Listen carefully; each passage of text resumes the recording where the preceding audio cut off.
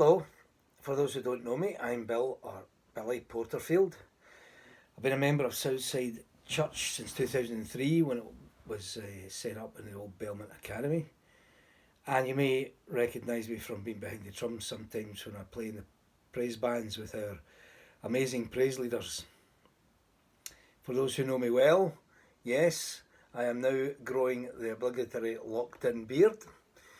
I must say I'm really enjoying the Sunday services on YouTube, particularly Emily and Zoe and Karen.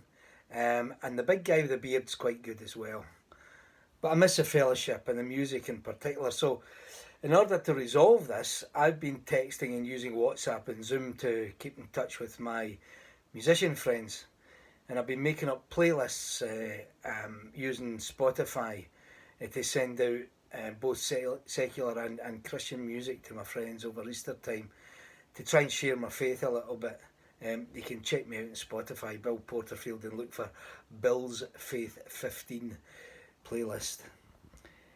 Anyway, one non-Christian friend has come back to me with the following comment, and I quote, "Some superb tracks, wee man. You've got me wondering." So I need to follow that up when I call him later this week. You never know.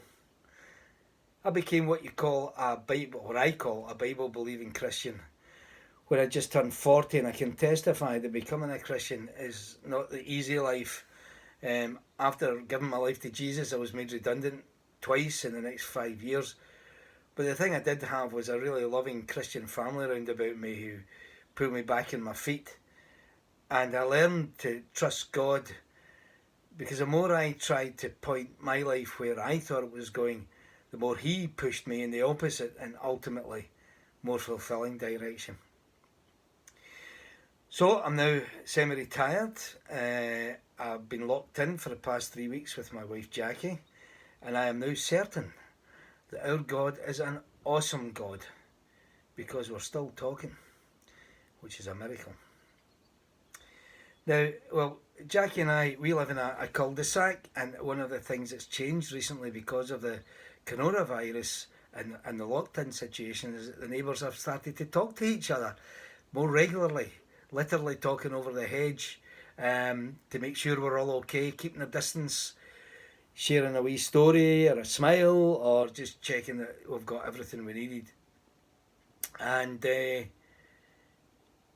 as it turned out, one of our neighbours became very ill with the virus, but didn't have to go to hospital. We and fellow neighbours had noticed that the curtains were drawn for days on end, and so we finally put a note through the door after a couple of days to say, "Is everything okay?" with our number on it. And we got a call back to say that he'd been very ill but was actually on the mend, but that they were then isolated and in isolation. So everybody in the cul-de-sac pulled together to make sure they had everything they needed. And it's the first thing in many years that I've realised the benefit of having really good neighbours.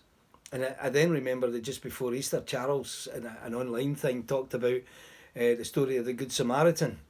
And when Jesus was asked, "Who's my neighbour?" he told the story about the guy who was attacked and where it was his enemy, the Samaritan, who actually ended up helping him out. And I can remember, even as a small child, thinking, why on earth did the priest and the Levite walk past?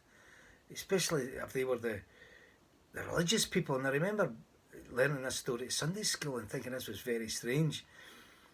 But now I find myself that my challenge is to make sure that I'm not the one who walks by when my neighbour needs help.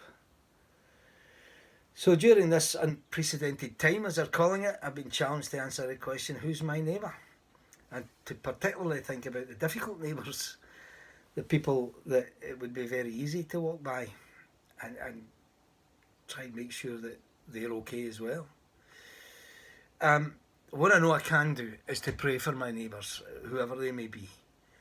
In Revelation, Jesus says, "Behold, I stand at the door and knock.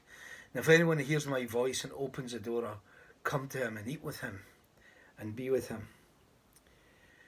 And I just feel at this time that I pray for the people who don't know God and don't know Jesus, that they might hear that knock on the door, and it might be God or Jesus coming in to eat and be with them.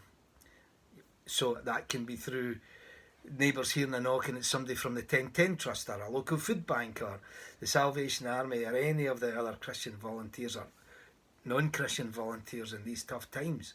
It's just a wee bit of God coming through the door.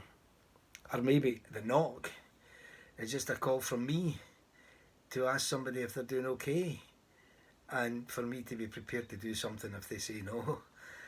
I need your help. I'll just finish by going back to the question that led up to the story of the Good Samaritan. Luke explained that on one occasion the expert of a law expert asked Jesus to test him. Teacher, what must I do to inherit eternal life? And Jesus answered, what's written in the law? Because the guy was an expert. How do you read it?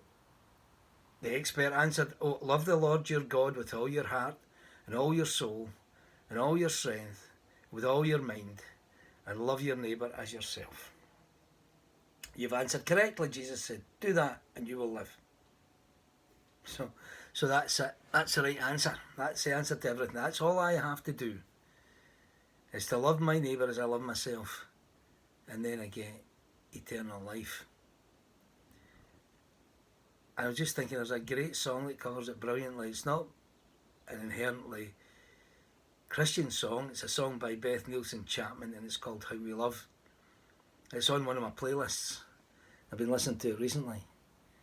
And although not, as I mentioned, inherently Christian, the song lyrics describe how we should pass love on to others, so that in the end we will be remembered not only by the love we have for each other as Christians, but more importantly, the love we have for our neighbours. You'll be pleased to know I'm not going to sing, but I'd like to read you the lyric. It goes, life has taught me this. Every day is new.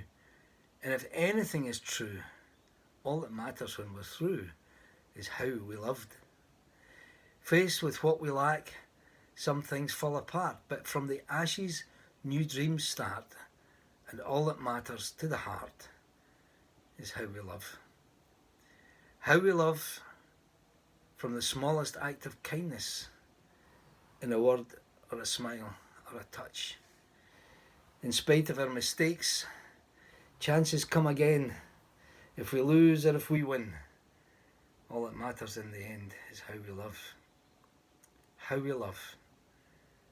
I'll not forget your kindness when we needed it so much.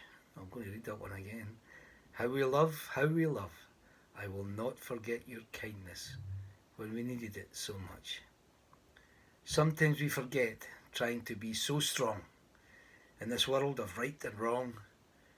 All that matters when we're gone, all that matters all along, all we have that carries on is how we love. I love that song. I'm just going to finish up with a short prayer. Say, Father, help us to love our neighbours, particularly the difficult neighbours as we see them. Help us not to be the person who walk by. Help us to be prepared that when we're asked to, we can help through the love we have for our neighbours, and that love is the same love as you have for us, and we should share it, Father. Help me do that. Help me love my friends that I'm missing.